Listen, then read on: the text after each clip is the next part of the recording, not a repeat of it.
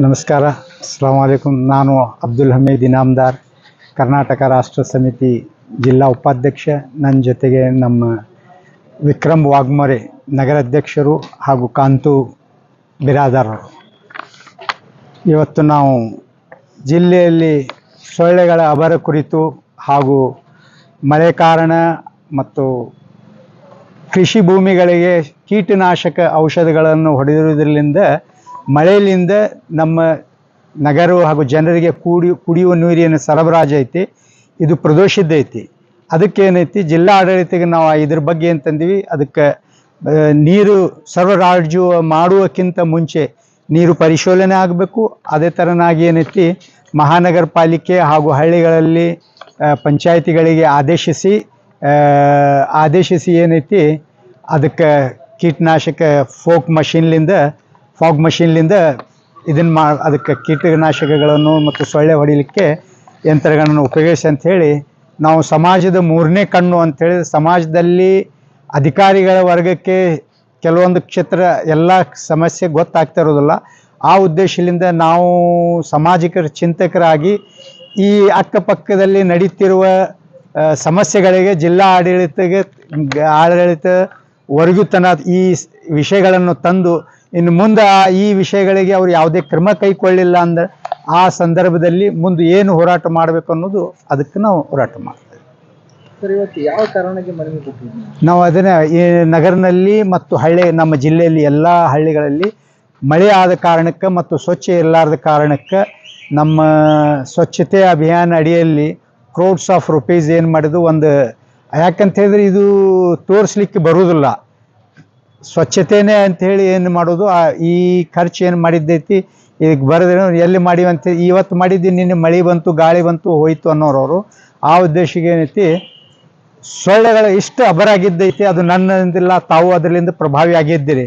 ಅದೇ ಕಾರಣಕ್ಕೆ ನಾವೇನೈತಿ, ಫಾಗ್ ಮಷೀನ್ಲಿಂದ ಎಷ್ಟಾದಷ್ಟು ಅಂದರೆ ಬಡವರಿಗೆ, ಶ್ರೀಮಂತರಿದ್ದವ್ರು ಏನೈತಿ ಮಾಸ್ಕಿಟೋ ಬಳಸ್ತಾರ, ಆಮೇಲೆ ಇದನ್ನು ಕೀಟನಾಶಕ ಇವು ಬಳಸ್ಕೊಂಡು ಏನು ಮಾಡ್ತಾರೆ, ಸೊಳ್ಳೆಗಳ ನಿಯಂತ್ರಣ ಮಾಡ್ಕೋತಾರೆ. ಆದ್ರೆ ಬಡವರು ಏನು ಮಾಡಬೇಕು, ಆಮೇಲೆ ಹೊರಗೆ ನಾವು ಕೂತ ಸಂದರ್ಭದಲ್ಲಿ ಸೊಳ್ಳೆಗಳ ಇದನ್ನ ಪ್ರಕಾರ ಏನೈತಿ ಭಾಳ ಇದನ್ನಾಗಿರೋದ್ರಿಂದ ಅದಕ್ಕೆ ಜಿಲ್ಲಾ ಆಡಳಿತಿಗೆ ಗಮನಕ್ಕೆ ತಂದೀವಿ ನಾವು.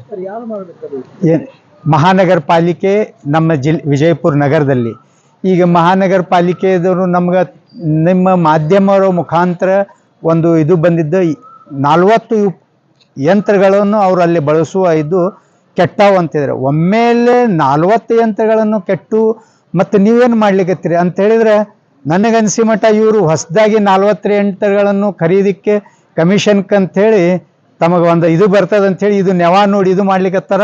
ನಮ್ಮ ಜಿಲ್ಲಾ ಆಡಳಿತ ಮತ್ತು ಇದ್ರ ಬಗ್ಗೆ ಮಾಧ್ಯಮ ಮುಖಾಂತರ ನಮ್ಮ ಸಚಿವರಿಗೆ ಎಂ ಬಿ ಪಾಟೀಲ್ ಸಾಹೇಬರಿಗೆ ಈ ವಿಷಯ ಕುರಿತು ತಾವು ಪರಿಗಣಿಸಿ ಈ ವಿಷಯ ಕ್ರಮ ಕೈಗೊಳ್ಬೇಕಂತೀನಿ. ಅಂದರೆ ಒಮ್ಮೆ 40 ರಿಪೇರಿ ಮಾಡಿದಿಲ್ಲ, ಎಲ್ಲ ನಾವು ಹೇಳಬೇಕು. ಆ್ಯಕ್ಷನ್ ಪ್ಲ್ಯಾನ್ ಏನಾಗ್ಲಿಕ್ಕತ್ತದ, ಮಳೆಗಾಲ ಬರ್ಲಿಕ್ಕತ್ತದ, ಸೊಳ್ಳೆಗಳ ಇದನ್ನ ಆಗ್ತದೆ.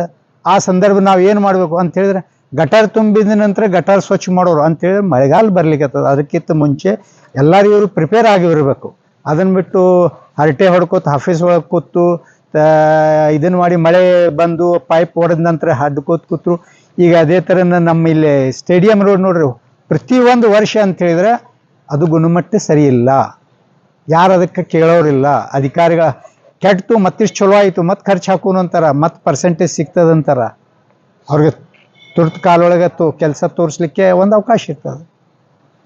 ಅದರಿಂದ ಜಿಲ್ಲಾಧಿಕಾರಿ ನಾವು ಸಮಾಜದ ಚಿಂತಕರಾಗಿ ಸಮಾಜದ ನಾವು ಮೂರನೇ ಕಣ್ಣು ಅಂತ ಹೇಳಿದ್ರೆ, ನಮ್ಮ ಹಲವಾರು ಸೈನಿಕರು ಒಂದು ಒಳ್ಳೆಯ ಸಮಾಜ ನಿರ್ಮಾಣಕ್ಕಾಗಿ ಮತ್ತು ಜನರ ಚಿಂತಕ್ಕಾಗಿ ಶಿಕ್ಷಣ ಆಗಲಿ, ಆರೋಗ್ಯ ಆಗಲಿ, ಇಂಥ ಎಲ್ಲ ಪೊಲೀಸ್ ವರ್ಗದ ಸಾರ್ವಜನಿಕ ಬಡ ಜನರ ಮೇಲೆ ಅತ್ಯಾಚಾರ ಆಗಲಿ, ಈ ಎಲ್ಲದಕ್ಕೆ ನಮ್ಮ ಕರ್ನಾಟಕ ರಾಷ್ಟ್ರ ಸಮಿತಿ ಸೇನಾನಿಗಳು ರಾಜ್ಯದಂತ ಒಂದು ಇದನ್ನಾಗಿ ಸೇವೆ ಮಾಡ್ತಾ ಇದ್ದಾರೆ.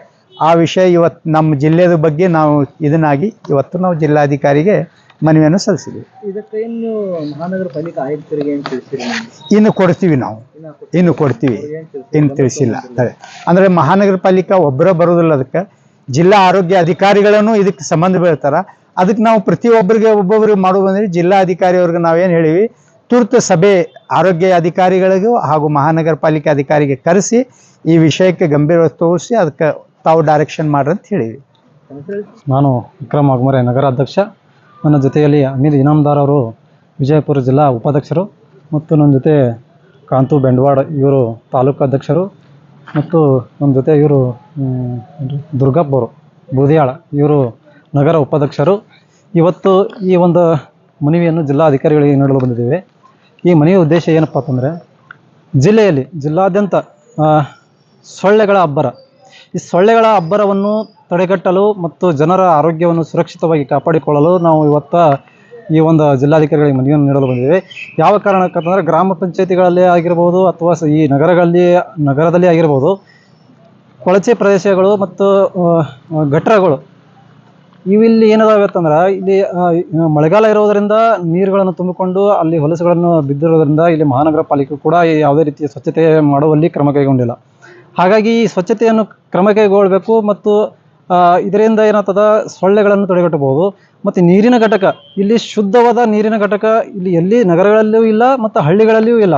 ಈ ಹಳ್ಳಿಗಳಲ್ಲಿ ಕೂಡ ನೀರಿನ ಒಂದು ಸುರಕ್ಷಿತ ನೀರನ್ನು ಪರಿಶೀಲನೆ ಮಾಡಿ, ಶುದ್ಧವಾದ ನೀರು ಪರಿಶೀಲನೆ ಮಾಡಿ ಇದು ಜನರಿಗೆ ಒದಗಿಸುವಂಥ ಕರ್ತವ್ಯ ಗ್ರಾಮ ಪಂಚಾಯತಿ ಸದಸ್ಯರು ಮತ್ತು ಪಿಡಿಒಗಳನ್ನು ಮಾಡಬೇಕು. ಇಲ್ಲಿ ಏನಾಗ್ತಾ ಇದೆ ಅಂತಂದ್ರೆ, ನೀರು ಇಲ್ಲಿವರೆಗೂ ಯಾವ ಗ್ರಾಮ ಪಂಚಾಯತಿಯಲ್ಲೂ ಶುದ್ಧ ನೀರೇ ಇಲ್ಲ.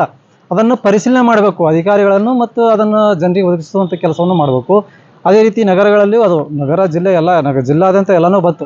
ಈ ಥರ ಸ್ವಚ್ಛತೆ ಮಾಡಿದರೆ ಜನರಿಗೆ ಒಳ್ಳೆಯ ಒಂದು ಆರೋಗ್ಯವನ್ನು ಕಾಪಾಡಿಕೊಳ್ಳಲು ಒಂದು ಅನುಕೂಲ ಆಗ್ತದೆ. ಮತ್ತು ಇದನ್ನು ಅಧಿಕಾರಿಗಳು ಏನು ಮಾಡಬೇಕು, ಆದಷ್ಟು ಬೇಗ ಜಿಲ್ಲೆ ಅಧಿಕಾರಿಗಳು ಕ್ರಮ ಕೈಗೊಂಡು ಅಧಿಕಾರಿಗಳ ಗಮನಕ್ಕೆ ತಂದು ತುರ್ತು ಸಭೆಯನ್ನು ಹಮ್ಮಿಕೊಂಡು ಜನರಿಗೆ ಆದಷ್ಟು ಬೇಗ ಇದನ್ನು ಒದಗಿಸುವಂಥ ಕೆಲಸವನ್ನು ಜಿಲ್ಲಾಧಿಕಾರಿಗಳು ಮಾಡಬೇಕಂತ ಬಂದಿದ್ದೀವಿ. ಇಲ್ಲಿ ಕೆಲವೊಂದು ಹಳ್ಳಿಗಳನ್ನು ನೋಡಿದ್ದೇವೆ ನಾವು. ಇಲ್ಲಿ ಎಲ್ಲಿಪ್ಪ ಅಂದ್ರೆ, ನಿವರ್ಗಿ, ಜಿಗಜೇವಣಿ, ಹಿಂಚಗೇರಿ, ಕಣ್ಣೂರ, ಚಡಚಣ. ಇಲ್ಲಿ ಏನಾಗಿದೆ ಅಂದ್ರೆ, ಚರಂಡಿಗಳ ವ್ಯವಸ್ಥೆ ಮಾಡಿದ್ರೆ ಚರಂಡಿ ಕ್ಲೀನ್ ಇಲ್ಲ. ಪಿಡಿಒಗಳನ್ನು ಕರೆ ಮಾಡಿ ಕೇಳಿದ್ರೆ ಇಲ್ಲಿ ಸರ ಮಾಡ್ತೀವಿ ಆ ಥರ. ಒಬ್ಬರು ನೀವರಿಗೆ ಪಿಡಿಒ ಅಂತೂ ಫೋನ ರಿಸೀವ್ ಮಾಡೋಂಗಿಲ್ಲ. ಈ ಥರ ಗ್ರಾಮ ಪಂಚಾಯತಿ ಪಿಡಿಒಗಳು ಇರುವಾಗ ಸ್ವಚ್ಛತೆಯೂ ಆಗೋದಿಲ್ಲ. ಹಾಗಾಗಿ ಮಲೇರಿಯಾ ಈಗ ಹೆಚ್ಚಾಗಿ ಕರ್ನಾಟಕದಲ್ಲಿ ನಾವು ಕೇಳಿ ಬರ್ತಾ ಇರೋ ಸುದ್ದಿ ಅಂದರೆ, ಮಲೇರಿಯಾ ಜಾಸ್ತಿ. ಚಿಕ್ಕ ಮಕ್ಕಳು ಇದಾವೆ ಅಲ್ಲಿ ಕರೆಗಳು ಬೇರೆ ಬೇರೆ ಹಳ್ಳಿಗಳಿಂದ ಬಂದರೂ ಕೂಡ ನಾವು ಎಷ್ಟೋ ಪಂಚಾಯತಿ ಪಿಡಿಒಗಳು ಹೋಗಿ ನೇರವಾಗಿ ಭೇಟಿಯಾದರು, ಪಂಚಾಯತಿ ಪಿಡಿಒಗಳು ಕ್ರಮ ಕೈಗೊಳ್ಳುತ್ತಿಲ್ಲ. ಅದಕ್ಕಾಗಿ ಅಧಿಕಾರಿಗಳು ಏನೋ ಸರಿಯಾಗಿ ಶಿಸ್ತು ಕ್ರಮಬದ್ಧವಾಗಿ ಕೆಲಸಗಳನ್ನು ಮಾಡಬೇಕು. ಮತ್ತು ಏನೇ ನಿಮಗೆ ಅಂತ ಏನಾದರೂ ಒಂದು ಯಾವ ಅಧಿಕಾರಿಗಳು ಕೆಲಸವನ್ನು ಸರಿಯಾಗಿ ಮಾಡ್ತಾ ಇಲ್ಲ, ಅದನ್ನು ನೇರವಾಗಿ ನೀವು ಸಂಬಂಧಪಟ್ಟ ಅಧಿಕಾರಿಗಳ ಗಮನಕ್ಕೆ ತೊಂಬರಿ. ಇಲ್ಲಾದ್ರೆ KRS ಪಕ್ಷಕ್ಕೆ ಗಮನಕ್ಕೆ ತೊಂಬರಿ. ಅದಕ್ಕೆ ನಾವು ಹೋಗಿ ಪರಿಶೀಲನೆ ಮಾಡಿ ನಾವು ಸಂಬಂಧಪಟ್ಟ ಅಧಿಕಾರಿಗಳನ್ನು ತಿಳಿಸಿ ಮುಂದಿನ ಆ ಕೆಲಸ ಮಾಡುವಂಥ ಒಂದು ಕ್ರಮ ಜರುಗಿಸುವಂಥ ಕೆಲಸ ಮಾಡಿಕೊಡ್ತೀವಿ ಅಂತ ಹೇಳಿ ಸರ್.